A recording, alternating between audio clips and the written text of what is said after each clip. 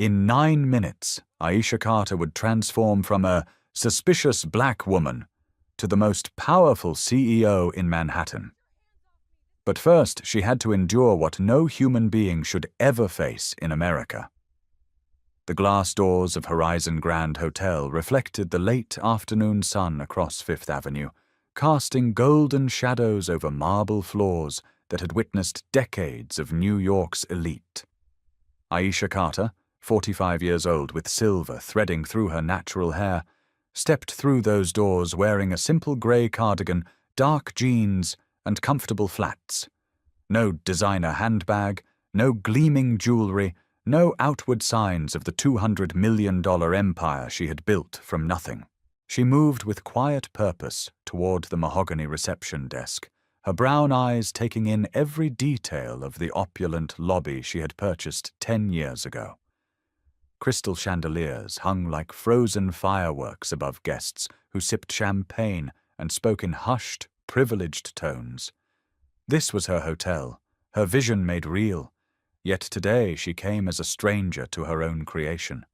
The complaints had been mounting for months, whispered stories from guests of color about cold shoulders, delayed service, rooms mysteriously unavailable despite online availability.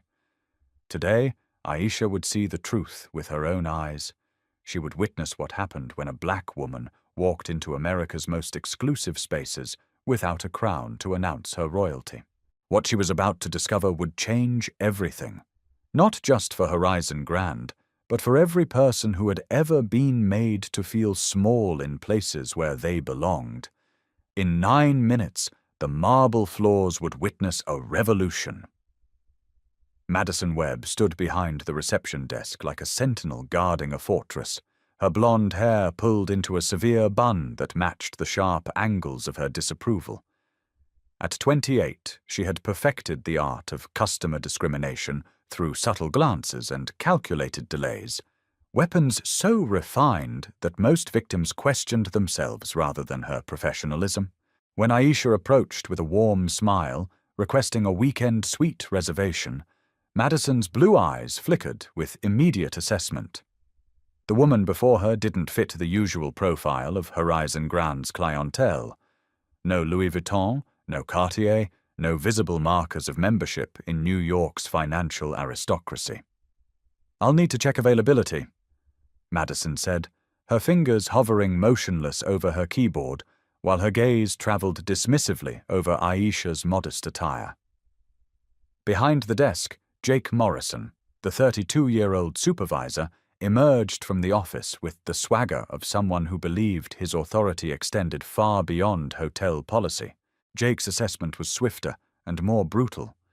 His pale green eyes narrowed as he took in Aisha's appearance, and he leaned toward Madison with a whisper that carried just far enough. "Make sure she understands our standards here." The insult hung in the air like expensive perfume, cloying and unmistakable. Around the lobby, other guests continued their conversations, but several white patrons glanced over with expressions ranging from curious to uncomfortable. A businessman in an Armani suit paused his phone conversation, sensing the tension. "Ma'am?" Madison's voice carried the false sweetness of professional discrimination. "Our suites start at $1,500 per night, plus taxes and fees, of course. Would you prefer something more economical?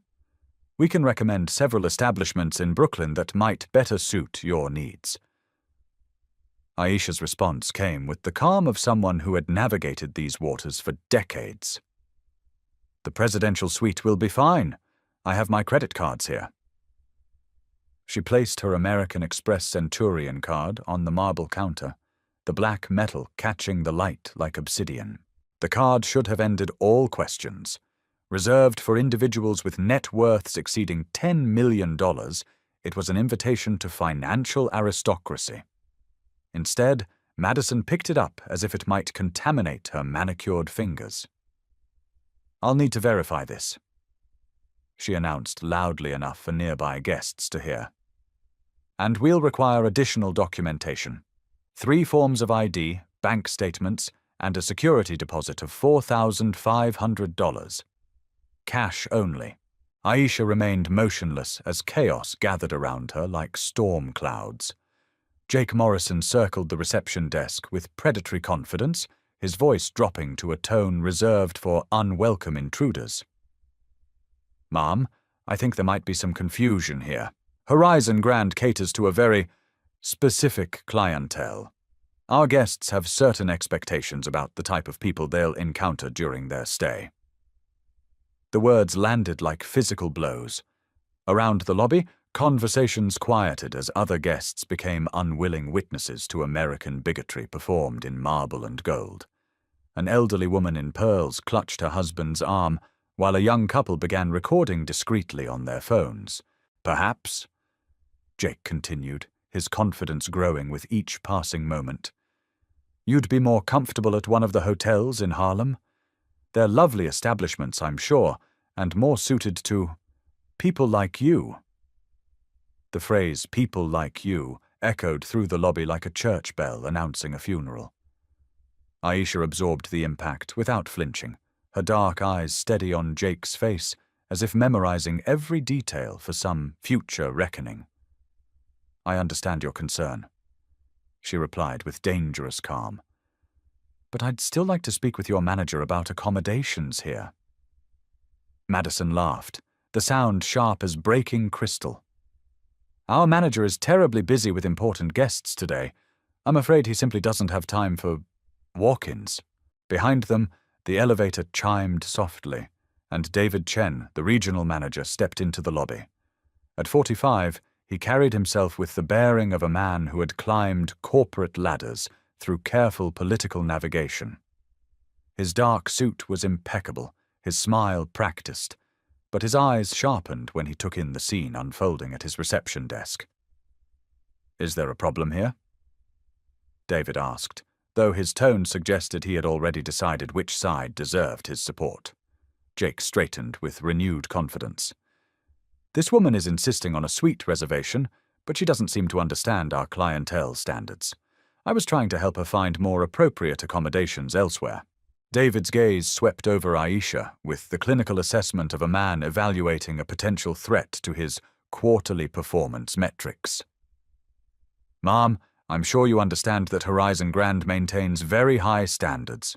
Perhaps we could arrange something at one of our sister properties that might be more suitable." The lobby had become a theater of American shame.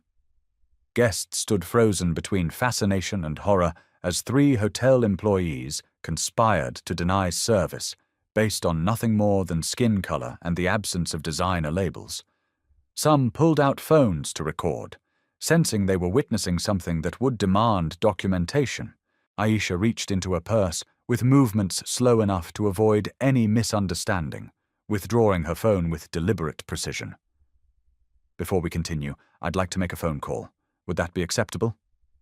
Jake's laugh was harsh and dismissive. "Ma'am, this isn't a negotiation. You need to leave now, or I'll call security." The threat hung in the air like smoke from a fired gun. Around them, the marble lobby became a courtroom where justice waited to be served, and the jury of witnesses held their breath for the verdict that would define who belonged in America's palaces of privilege. The situation exploded beyond all reasonable boundaries when Jake Morrison's patience finally snapped like an overstretched wire. His voice rose to carry across the entire lobby, transforming private discrimination into public spectacle.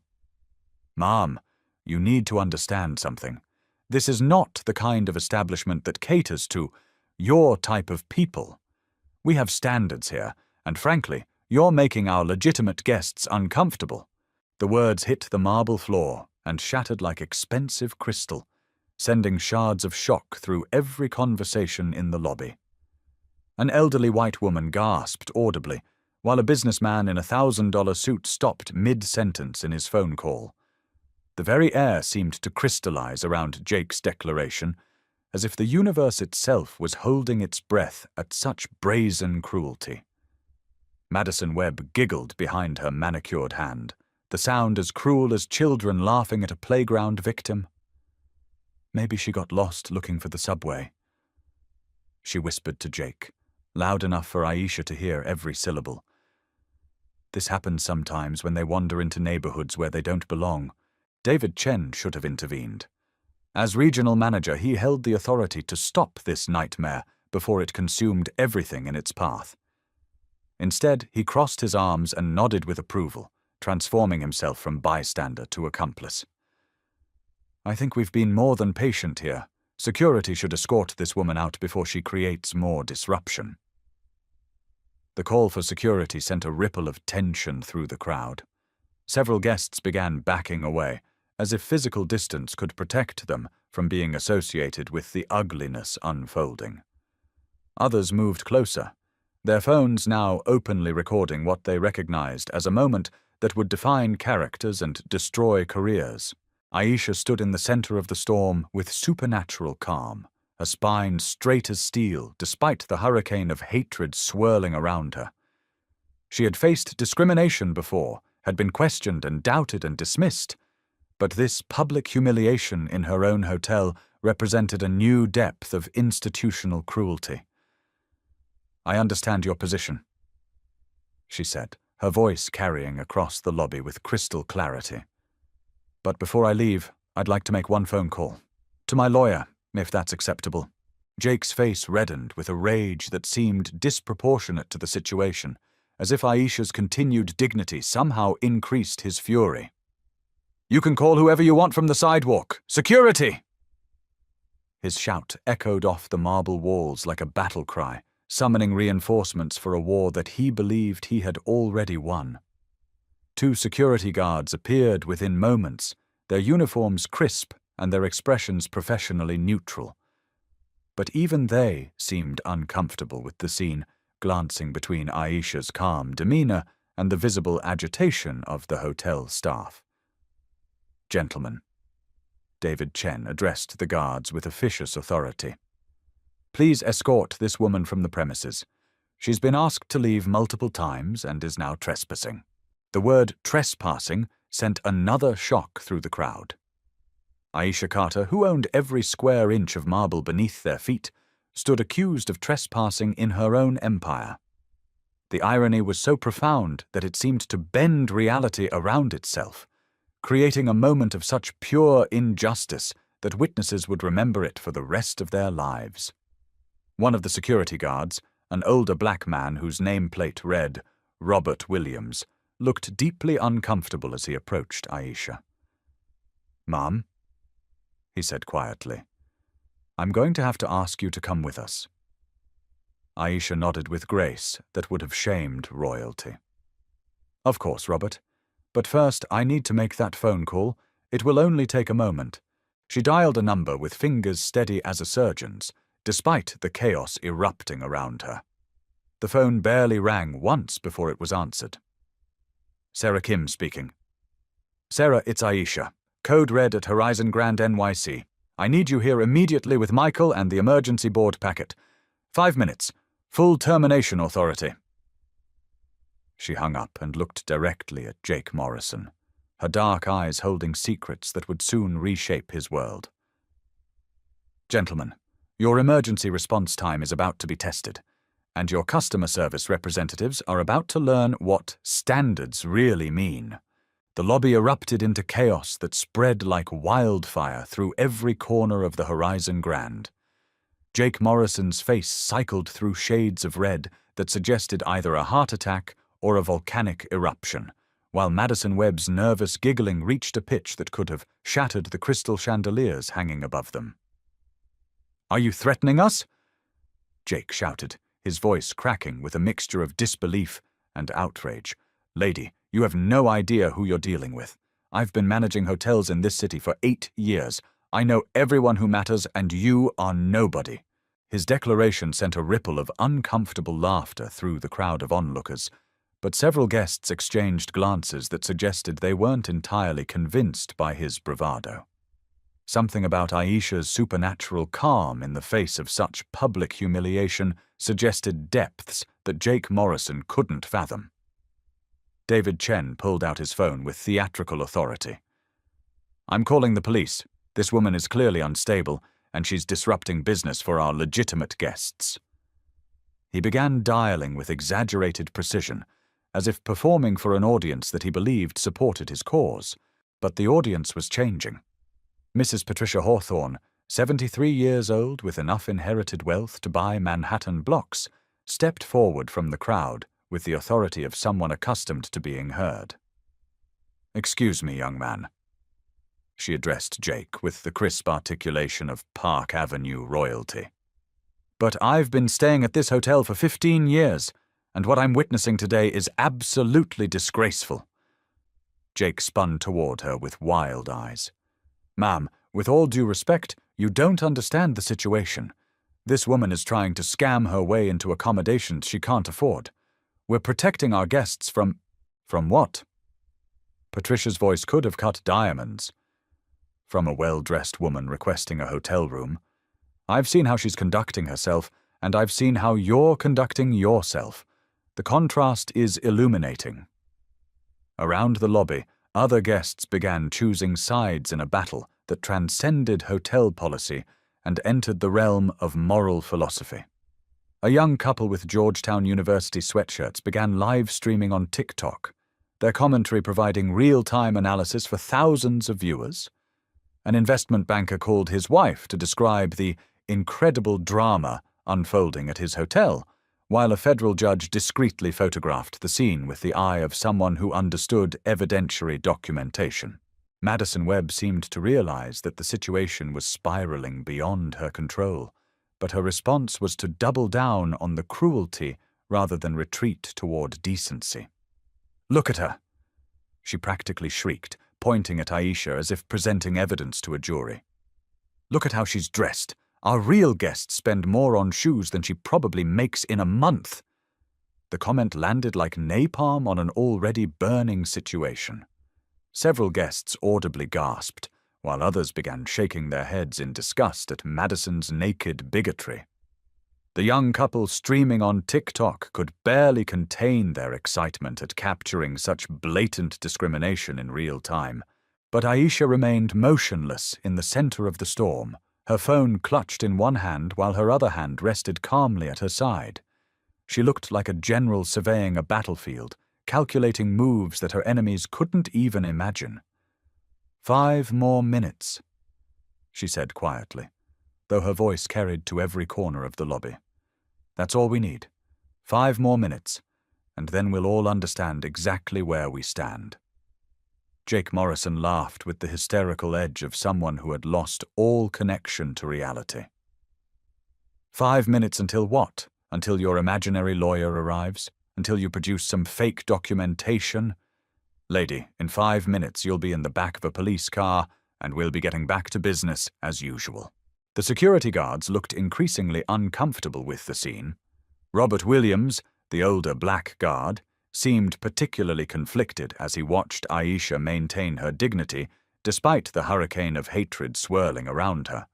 His partner, a younger Hispanic man named Carlos Martinez, kept glancing toward the elevators as if hoping for intervention from some higher authority. But the higher authority was about to arrive in ways that no one could have anticipated. The elevator chimed with a sound like destiny announcing its arrival. The brass doors slid open with mechanical precision, revealing figures that would transform the entire trajectory of this nightmare.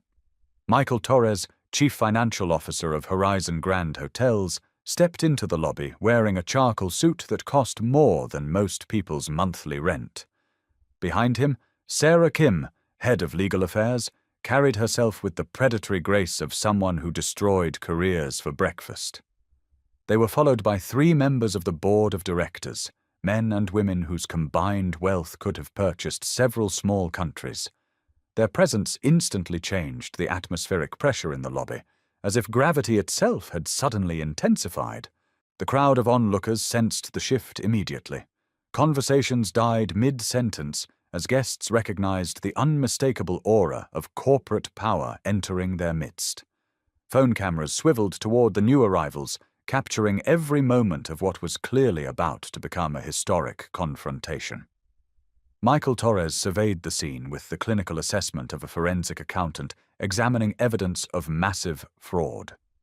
His dark eyes swept over Jake Morrison's red face, Madison Webb's trembling hands, and David Chen's suddenly pale complexion before settling on Aisha Carter with an expression of profound respect. "Ms. Carter," he said, his voice carrying the weight of unquestionable authority. "We came as soon as we received your call."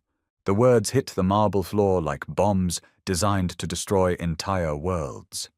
Jake Morrison's mouth opened and closed without producing sound, while Madison Webb's giggling died in her throat as if someone had turned off a broken radio. David Chen dropped his phone, the device clattering against marble with the sound of a career ending. Sarah Kim stepped forward with legal documentation that would soon become more valuable than currency. "Ladies and gentlemen of the press and public," she announced, her voice trained to carry across courtrooms and boardrooms where fortunes were won and lost. "I'd like to introduce Mrs. Aisha Carter, Chief Executive Officer and majority owner of Horizon Grand Hotels, Incorporated." The silence that followed was so complete that it seemed to create a vacuum in space and time. Even the elevator music seemed to pause in recognition of the moment when truth finally revealed itself to those who had chosen blindness over sight. Aisha finally moved, stepping forward with the grace of someone who had been waiting decades for this exact moment. "Mr. Torres, please prepare immediate termination paperwork for all staff members involved in today's incident. Ms. Kim, I want a complete discrimination audit of all properties initiated before close of business today." Her voice carried no anger, no triumph, no emotion at all beyond the cool authority of someone born to command empires. She looked at Jake Morrison with the detached interest of an entomologist studying a particularly destructive specimen. "This ends now," she continued, her words echoing off marble walls that had witnessed her humiliation and would now witness her justice. "Not just here, but across our entire chain. No guest will ever be treated this way again in any property bearing our name." The lobby erupted in chaos that would have impressed Broadway directors. Some guests applauded with the enthusiasm of theatergoers witnessing a masterpiece, while others stood frozen in shock at the dramatic reversal they had just witnessed. Cameras clicked and flashed as journalists materialized from nowhere to document the destruction of careers in real time. Jake Morrison stumbled backward as if he'd been physically struck, his face cycling through expressions of disbelief, terror, and desperate calculation. Madison Webb began crying with the abandon of someone who had just realized that consequences were real and immediate. David Chen attempted damage control with all the effectiveness of someone trying to stop a tsunami with a paper towel, but Aisha Carter stood in the center of the storm like a monument to dignity restored, her dark eyes reflecting the justice that had been too long delayed, but had finally, inevitably, arrived. The destruction of careers began with the precision of a Swiss watch and the brutality of a medieval execution. Aisha Carter's voice remained steady as surgical steel, while she read the charges that would end professional lives and destroy reputations across the entire hospitality industry. "Jake Morrison," she began, her words carrying the weight of final judgment. "Your employment with Horizon Grand Hotels is terminated immediately for gross violation of company policy, overt racial discrimination, creation of hostile environment, and conduct unbecoming of our corporate values." Jake's legs seemed to give way beneath him as the reality crashed over him like a tsunami of consequences. "Wait, please, I didn't know. This is all a misunderstanding." His voice cracked with desperation as he grasped for any lifeline that might save him from drowning in his own cruelty. "Madison Webb," Aisha continued without pause, her eyes never leaving the young woman who had giggled at another human being's humiliation. "Your employment is terminated immediately for the same violations.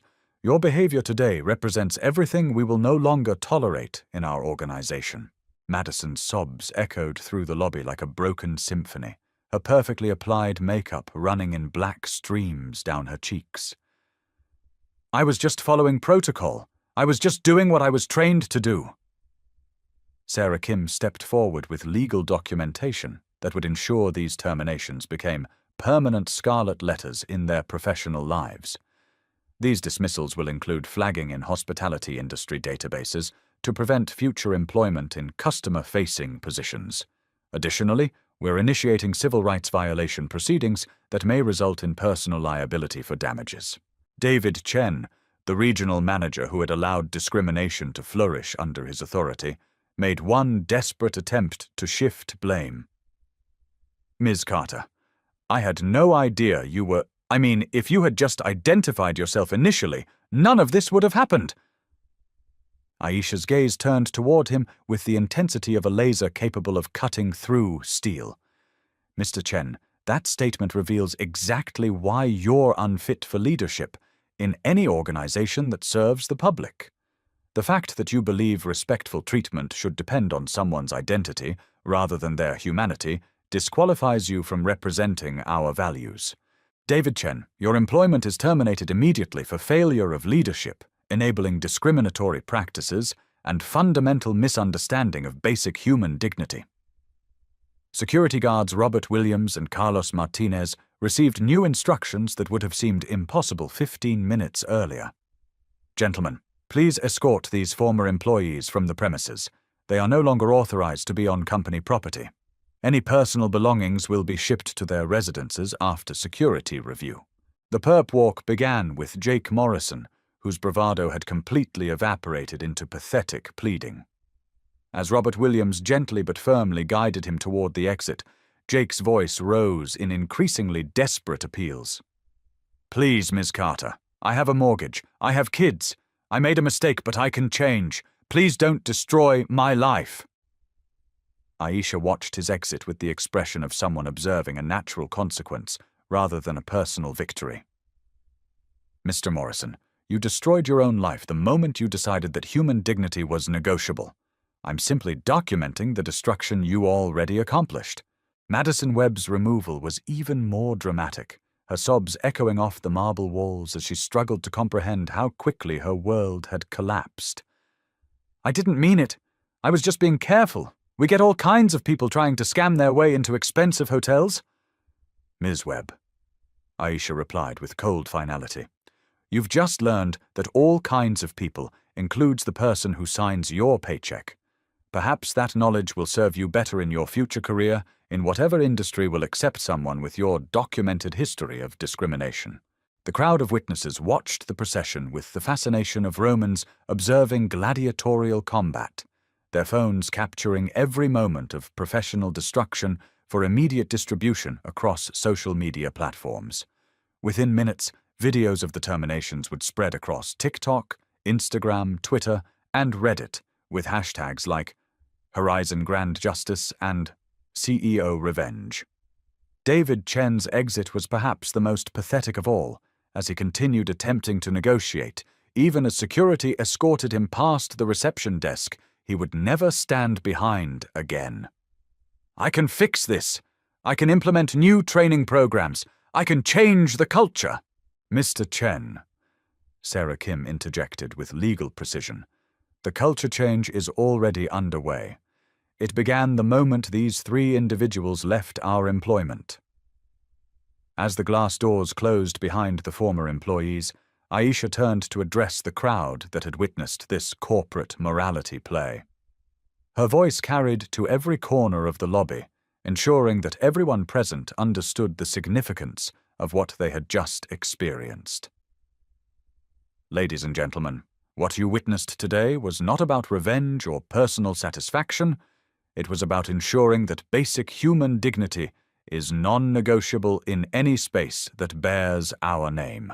The applause that followed was spontaneous and thunderous, led by Patricia Hawthorne and joined by guests, staff members, and even the security guards who had been forced to witness the discrimination. It was the sound of justice finally served in a world where justice was often delayed, denied, or diluted beyond recognition. Aisha Carter stood in the marble lobby of her own hotel, no longer disguised as just another customer, but revealed as the architect of accountability, the CEO who had used her own humiliation as a tool to expose and eliminate the cancer of discrimination that had been growing in her organization's heart. The aftermath would ripple through the hospitality industry for months, but in this moment, in this lobby, justice had been served with the precision of a master chef and the satisfaction of a perfectly balanced meal. Aisha Carter faced the cameras that had materialized throughout the lobby like flowers blooming after rain, her voice carrying the authority of someone who had just demonstrated that power, when properly wielded, could serve justice rather than perpetuate injustice. The marble walls that had witnessed her humiliation now amplified her words of transformation. "Today wasn't about power or revenge," she began, her dark eyes addressing not just the crowd before her, but the millions who would watch this moment unfold across social media platforms worldwide. It was about ensuring that every person who walks through our doors is treated with the basic human dignity that should be automatic, not earned through displays of wealth or status. Mrs. Patricia Hawthorne stepped forward from the crowd, her aged hands still trembling slightly from the emotional intensity she had just witnessed. "Ms. Carter, in my 73 years, I've seen too much injustice tolerated in the name of business efficiency. What you've done today gives me hope that change is not just possible, but inevitable." Aisha nodded with the grace of someone who understood that change required both courage and consequence. "Mrs. Hawthorne, change happens when those with power choose to use it responsibly. I could have revealed my identity immediately and avoided this entire experience. But I needed to see the true extent of the problem. You can't fix what you won't acknowledge exists." The young couple who had been live-streaming the entire incident raised their phone higher to capture her words for their TikTok followers, who were already sharing the video at viral speed. Comments poured in from viewers expressing everything from outrage at the discrimination to satisfaction at its swift consequences. "To every person of color watching this," Aisha continued, her voice carrying the strength of someone who had personally fought these battles for decades, "you belong everywhere, in boardrooms, in luxury hotels, in positions of power and influence. Don't let anyone convince you otherwise. And to those in positions of authority, use your power to build bridges, not walls." Sarah Kim stepped forward with preliminary legal documents that would transform today's events into permanent policy changes. "Ms. Carter, we have the emergency measures ready for your approval. Mandatory bias training for all staff, anonymous reporting systems for discrimination incidents, and partnership agreements with civil rights organizations for ongoing monitoring." Michael Torres added financial weight to the moral transformation. "We're also implementing the Aisha Carter standards across all properties, beginning immediately. Zero tolerance for discrimination, diverse leadership requirements at every level, and community oversight boards to ensure accountability." The crowd's reaction was electric, with applause mixing with camera clicks as journalists documented the birth of what would become industry-wide policy changes. Videos of Aisha's speech were already being shared by celebrities, politicians, and activists who recognized a watershed moment in corporate responsibility. But Aisha wasn't finished. She looked directly into the cameras with the intensity of someone delivering a message that transcended this single moment. "This experience reminded me why I bought this hotel chain 10 years ago. Not just to build wealth, but to create spaces where everyone feels valued and respected, regardless of their appearance, their accent, or their bank account." A reporter from CNN who had arrived during the chaos raised her voice above the crowd. "Ms. Carter, what message do you have for other business leaders who might be watching?" "We all have a role in creating the world we want to see," Aisha replied, her words carrying the weight of hard-earned wisdom. "Whether you're a CEO or a customer, speak up when you see injustice. Use your voice, your influence, your purchasing power to demand better. Change happens when we refuse to accept unacceptable behavior as just the way things are. The transformation was complete. The woman who had entered as a suspected interloper was revealed as an agent of justice, the CEO who had used her own painful experience to expose and eliminate systemic discrimination.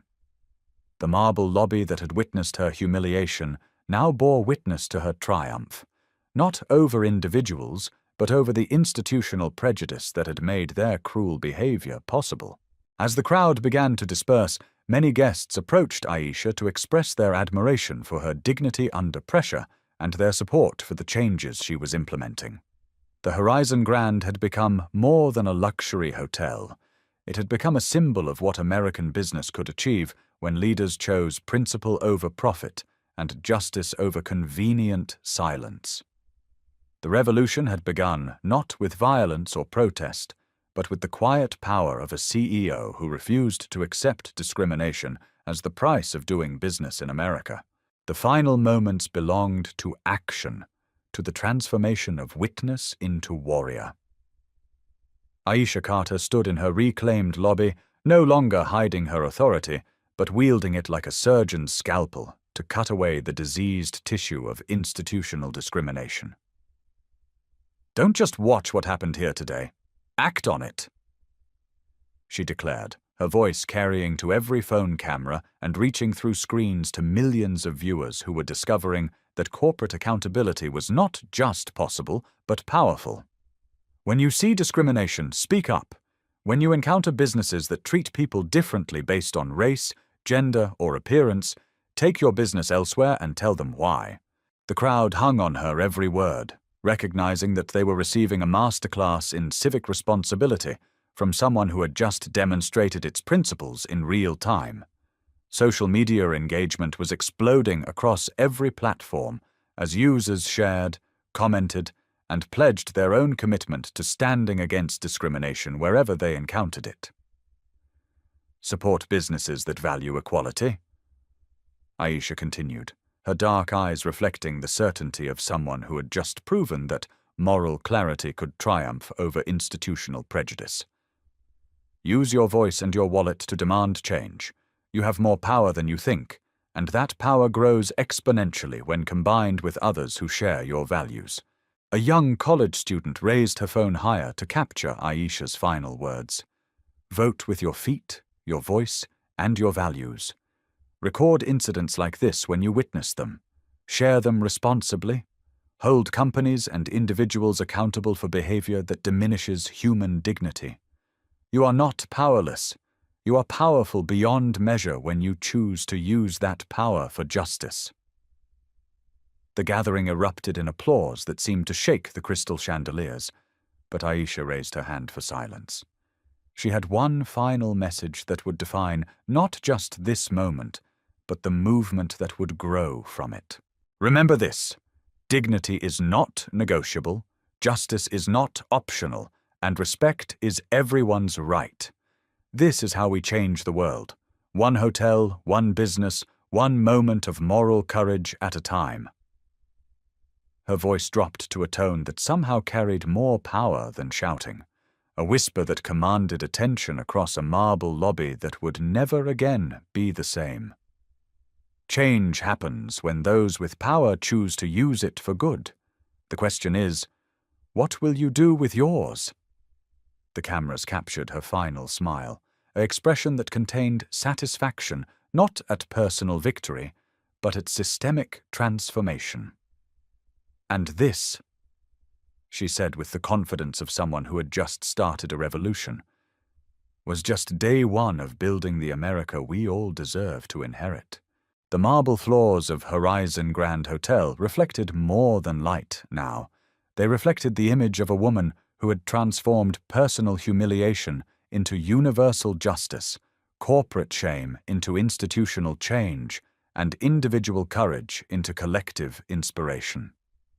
The revolution would continue beyond these walls, carried forward by every person who had witnessed dignity triumphing over discrimination and had chosen to make that triumph their own responsibility.